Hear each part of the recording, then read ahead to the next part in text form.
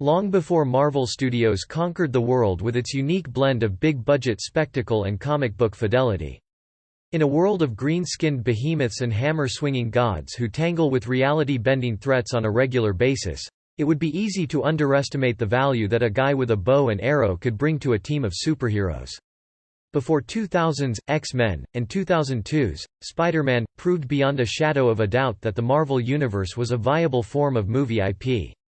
Heck, even before Wesley Snipes ice skated uphill with the Blade movies, there was Roger Corman's infamous 1994 film, The Fantastic Four. Didn't see it? There's a reason for that. Hollywood is a sharky town. Fortunately, the Avengers saw something special in Clinton Francis Barton, and ever since he joined Earth's Mightiest Heroes in 1965's Avengers, Volume 1 No. 16, he has been consistently proving that there's more to him than sharp eyes and steady hands. Throughout decades of publication history, Marvel readers have witnessed the growth and evolution of the Avengers' temperamental toxophilite. Always has been. On almost any movie set, large or small, you can always track some kind of shady business dealings or creative bookkeeping.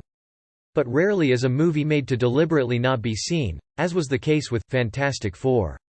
With much of our info taken from the great 2015 documentary, Doomed, the untold story of Roger Corman's The Fantastic Four, let's take a look back at one of the sleaziest, major, comic book movie adaptations ever mounted and why it's such a fascinating story. At least, more so than the film that wound up not playing on screens.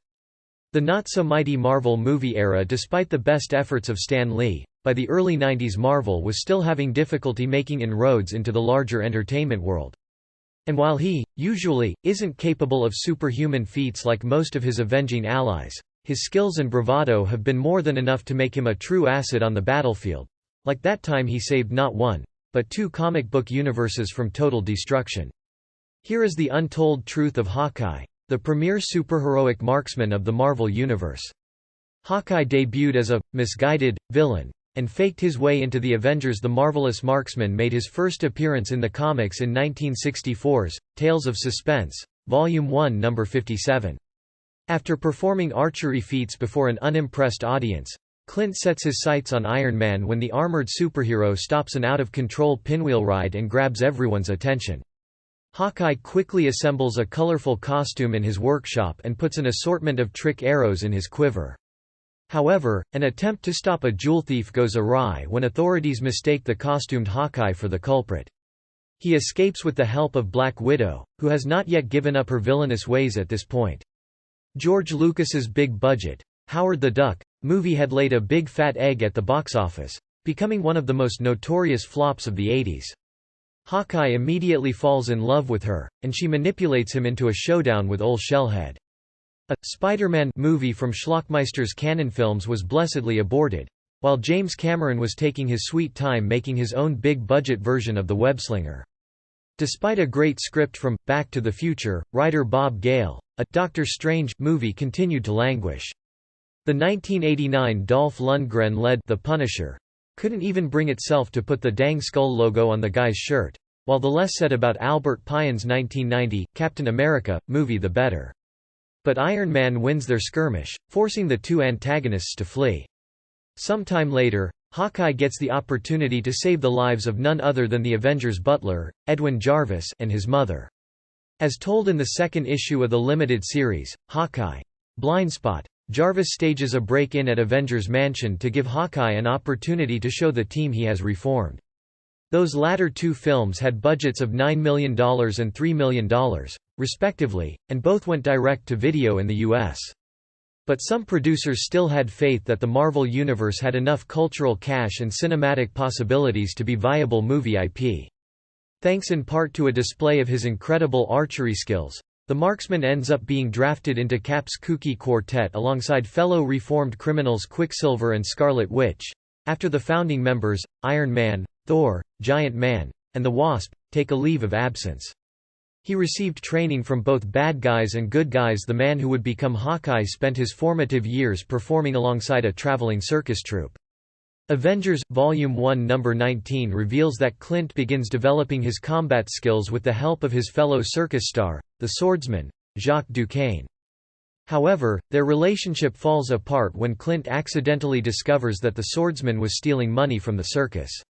One such producer was German filmmaker Bernd Eichinger, whose Constantine films had put out such prestigious fare as The Never-Ending Story, The Name of the Rose, and Last Exit to Brooklyn.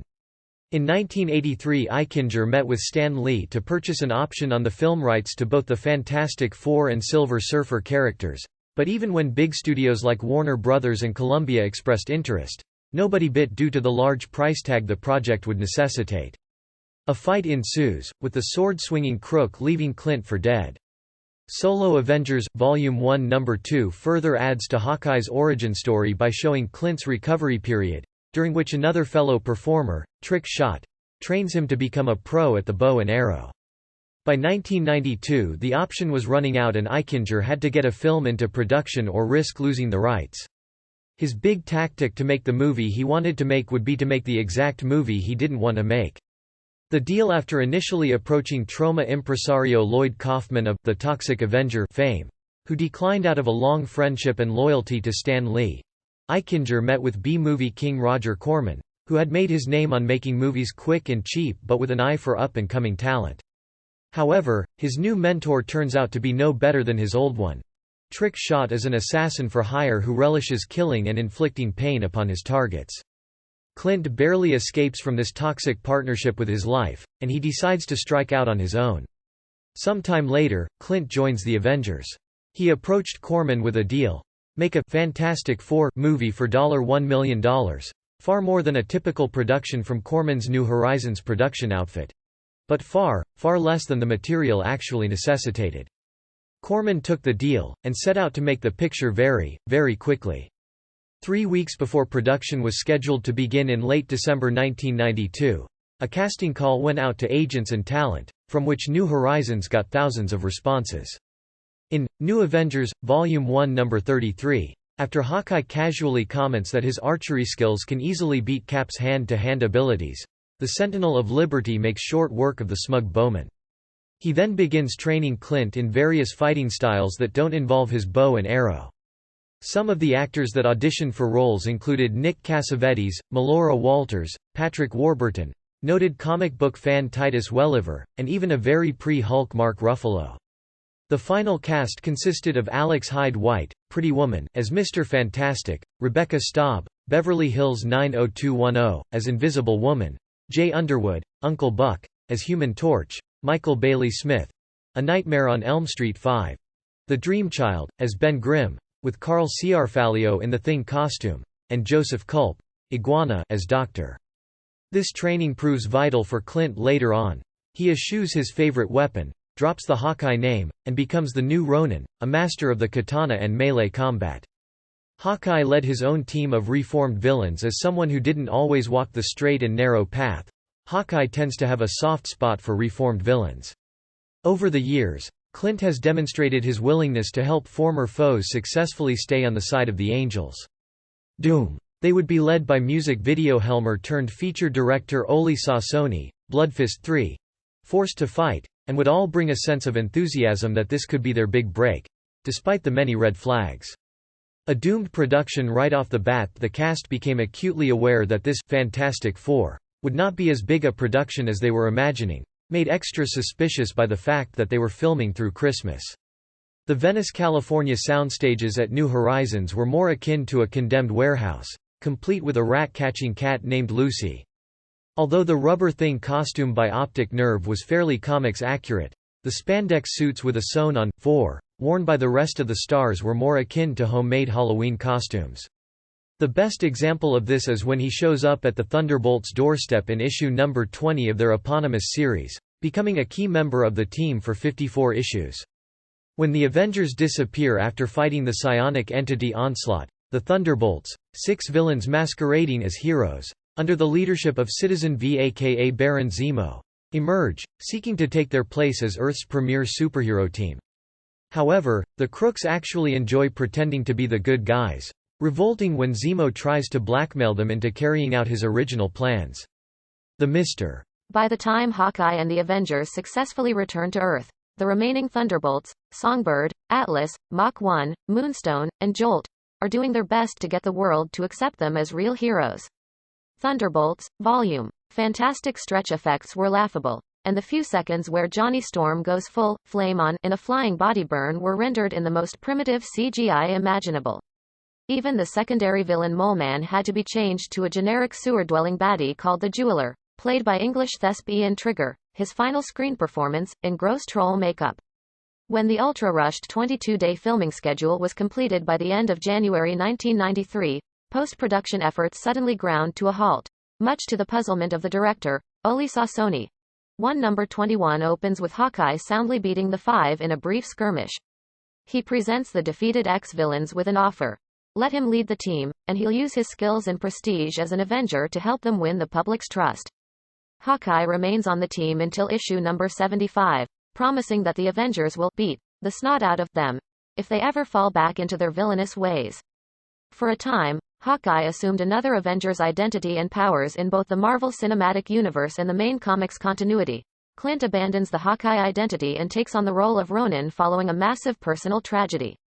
In the films, his wife and children disappeared in the snap, while in the comics, he passes the Hawkeye mantle on to Kate Bishop some time after Captain America's death in Civil War. However, Clint adopting the codename that originally belonged to fellow superhero Echo wasn't the first time the marksman borrowed someone else's nom de guerre. In Avengers, Volume 1 number 63, an emergency situation causes Hawkeye's bow to break, leaving him without a weapon. Alone at Avengers Mansion, he receives a secret distress call from Black Widow, who has been held captive at Coney Island. Pretty soon, with Corman's company going radio silent and withholding funds, visual effects and other post-production efforts were being handled in a clandestine way. Sassoni and his editors were given elements under different movie titles so they could finish the film under the radar. Even the film's composers, brothers David and Eric Wurst, Bloodfist IV. Die Trying, put in $6,000 on their own dime to hire a 48-piece orchestra for the soundtrack. A few new bridging scenes were shot by Sassoni on the fly, including some shots of the Thing on the city streets that were filmed without permits or even lighting. By August 1993, Stan Lee, who had frequently visited the set during filming, even bringing the donuts one day, was already publicly distancing himself from the film at a comic book convention. It is not only in the works, it's just about finished. Left with no other option, he grabs fellow Avenger Hank Pym's growth serum and newly crafted Goliath costume and rushes off to rescue Natasha. After successfully saving her, he decides to stick with the new identity for a while, as Pym has already abandoned it to become Yellowjacket full-time. This wardrobe change lasts until Avengers, Volume. It'll be released sometime, I think, at the end of this year. I'm not expecting too much of it. It's the last movie to be made that we at Marvel had no control over. Our lawyers just gave the rights to Roger Corman to do the movie. Number 98, which features Clint returning to the Hawkeye persona with a new costume, which he wears for 11 issues before going back to the classic suit. Notably, Clint briefly reassumes the Goliath name and powers in 1993's Avengers West Coast, Volume 1 number 90, in a bid to save his lover Mockingbird from Ultron's clutches. Hawkeye is 80% deaf and uses hearing aids for obvious reasons. Sharp vision is incredibly important to any archer. Hawkeye greatly relies on his keen eyesight to get him out of trouble during combat situations. There will be no other projects like that. Everything after that we're doing ourselves. Wanting to get the word out, some cast members used thousands of dollars of their own money to hire a publicist and began making appearances at San Diego Comic-Con and elsewhere to meet fans and get the word out. That said, it doesn't mean that the rest of his senses don't matter that much to him.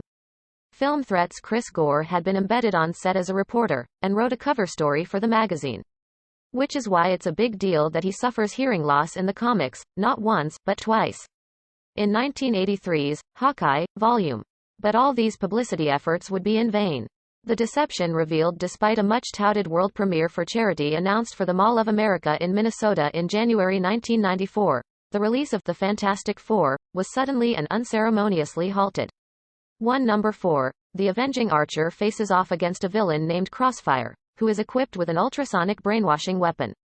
To prevent the device from taking over his mind, Hawkeye grabs a sonic arrowhead from his quiver and bites down on it.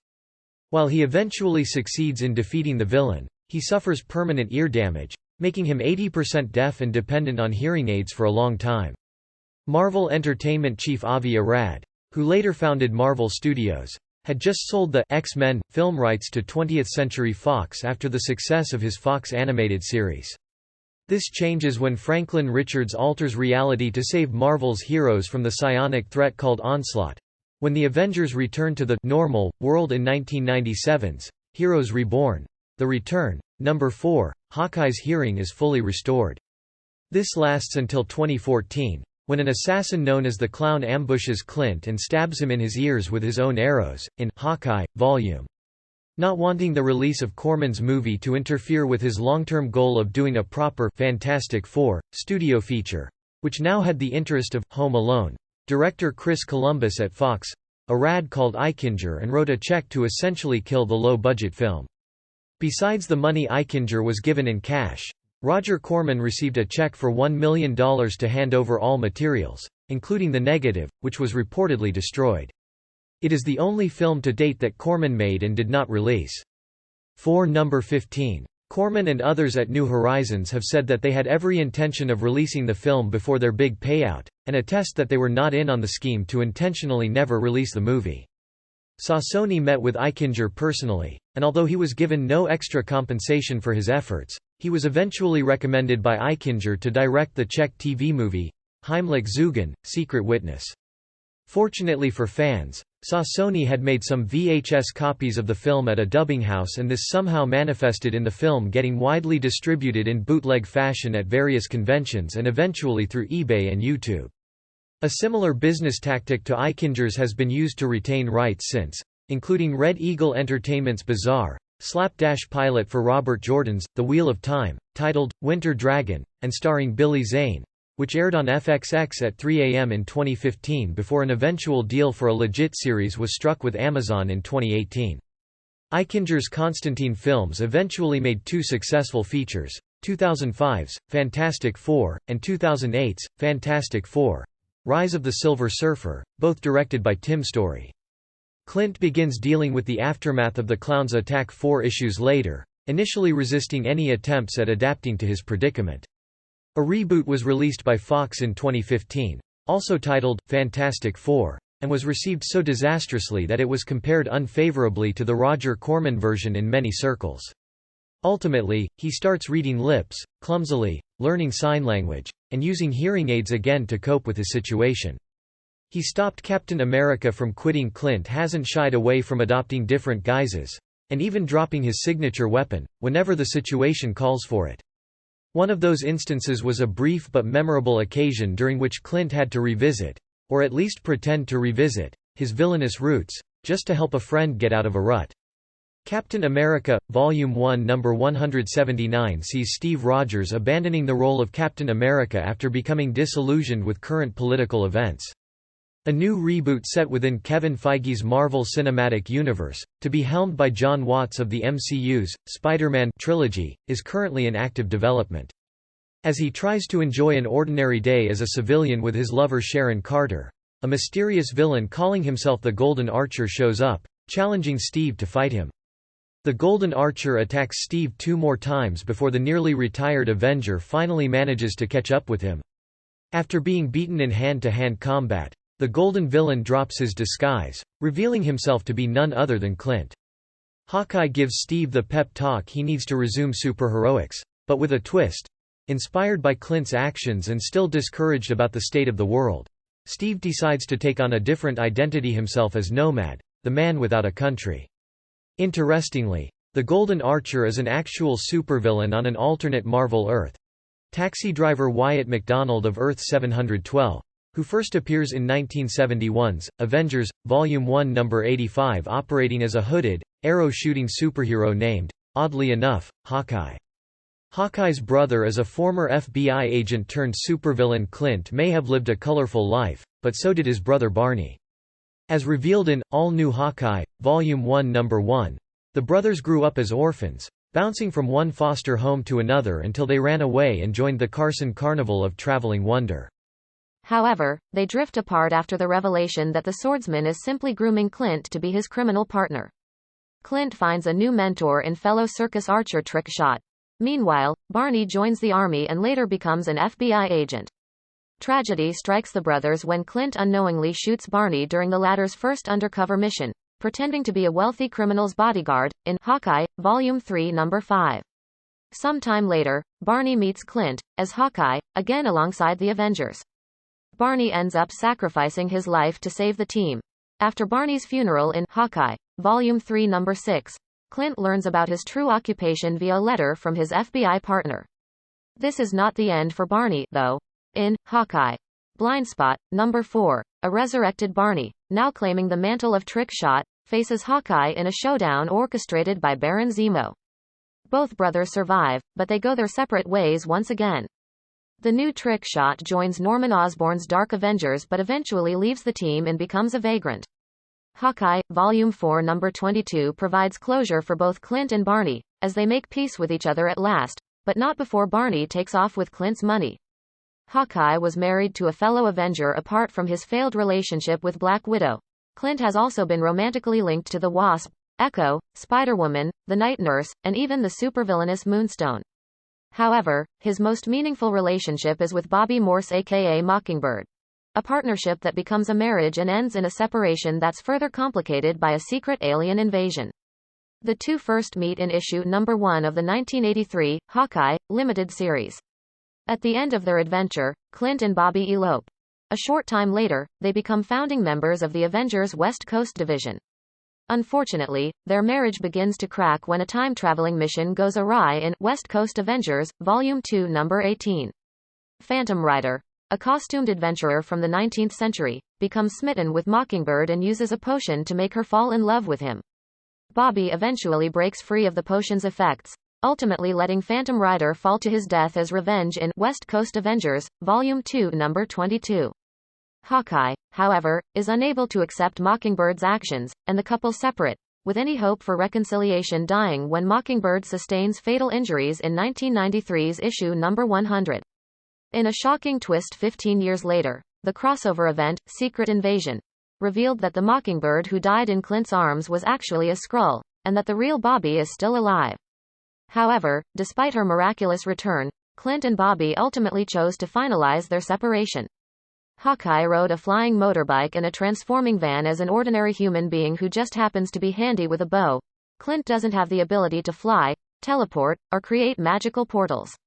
For Avengers missions that require long-distance travel, he finds himself either riding the Quinjet with his teammates or journeying via conventional means of transportation, or in some cases, on foot. Over the years, however, the marksman has had access to some pretty sweet rides, like a rocket-powered aerial sled and an eye-equipped van with a humanoid combat mode.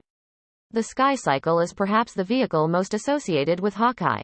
The brainchild of Cross Technological Enterprises mechanic Jorge Latham, the anti-gravitational bike debuts in Hawkeye, Volume 1, Number 1 as the Archer's personal ride. Hawkeye takes quite a liking to the Sky Cycle, especially since it allows him to pilot it hands-free, making it possible for him to ride and shoot arrows simultaneously. Meanwhile, the vehicle that Clint himself christened Fantastic first demonstrates its full range of capabilities in 2017's Occupy Avengers, Volume 1, Number 7. When a fight between Skrull refugees and bounty hunters breaks out in Dunkston, Iowa, the van's AI operating system kicks in, and it transforms into a powerful, bipedal robot that makes short work of the Skrulls.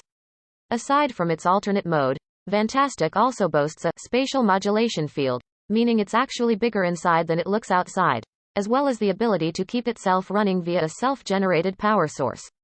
He can use pretty much anything as a projectile weapon. Way too many folks underestimate what Clint Barton can accomplish without his signature weapons.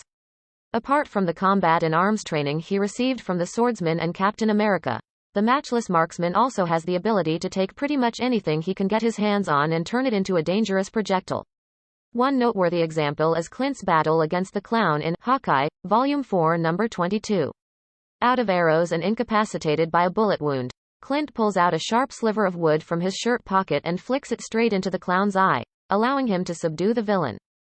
Meanwhile, 2011's Hawkeye, Blindspot, Number 4 shows that Clint doesn't even need a bow to turn arrows into deadly weapons, as he takes one and chucks it right into his brother Barney's shoulder, pinning his foe to a wall. Furthermore, Clint is one of the few human beings capable of properly handling Captain America's shield. In Fallen Sun, The Death of Captain America, Number 3, Clint impresses Iron Man by perfectly throwing and catching the legendary discus, a feat that 77 elite S.H.I.E.L.D. agents failed to accomplish. The MCU hints casually at this skill as well. However, the most infamous demonstration of Clint's near-superhuman skill is in Ultimates 2, Volume 1 Number 10, which is set in a parallel reality. Bloodied and tied to a chair, this version of Clint pulls off an incredible escape attempt by flicking out his own fingernails and killing his captors. Hawkeye is so strong, an average person can't draw his bow from an observer's point of view. The art of shooting an arrow may look like simple work. In reality, though, it requires a lot more strength and concentration than one might expect. According to Hunter's friend, properly drawing a bowstring requires a certain level of back and upper body strength, depending on how heavy the bow is. Heavyweight bows, for instance, are recommended for large-frame archers, as they can require a draw weight of up to 75 pounds. And as Hawkeye, Volume 1 Number 4 confirms, Clint's bow takes far more strength to draw than the average person can muster. When the villain called Crossfire accidentally knocks himself out in a failed attempt to use Hawkeye's bow, the marksman mocks him for being unable to draw his 250-pound bow. Meanwhile, New Avengers, Volume 2 Number 5 shows Clint performing an even more unrealistic feat. Pinned under an overturned cab, the archer manages to not only pull himself out, but also lift the front end of the taxi with a single arm. Hawkeye. An Avenger. And a Justice Leaguer? As one of the longest-serving Avengers, Hawkeye has earned his rank as one of the team's greatest members. However, not many people are aware that Clint Barton holds a rather unique record. He is, quite possibly, the only Avenger to also formally join DC Comics' Justice League of America. The third issue of the Marvel-DC crossover, JLA, Avengers, depicts reality rapidly warping around the two teams. In one of these multiversal shifts, Hawkeye is shown as a member of the JLA, helping the team defeat Dr. Doom and becoming the apple of Black Canary's eye, much to the chagrin of his rival archer Green Arrow. This version of reality only lasts for 2 pages, though. Surprisingly, Hawkeye plays a key role in ending the cross-dimensional conflict. In JLA, Avengers, Volume 1 Number 4, he and DC's The Flash trick the cosmic despot Krona into thinking they're dead, enabling the Archer to surprise the power-mad entity with an explosive arrow that destroys the villain's power source and imprisons him in a cosmic egg. In other words, Hawkeye, a man with no actual superpowers, saved both the Marvel and DC universes with a single arrow, even though he does not remember it.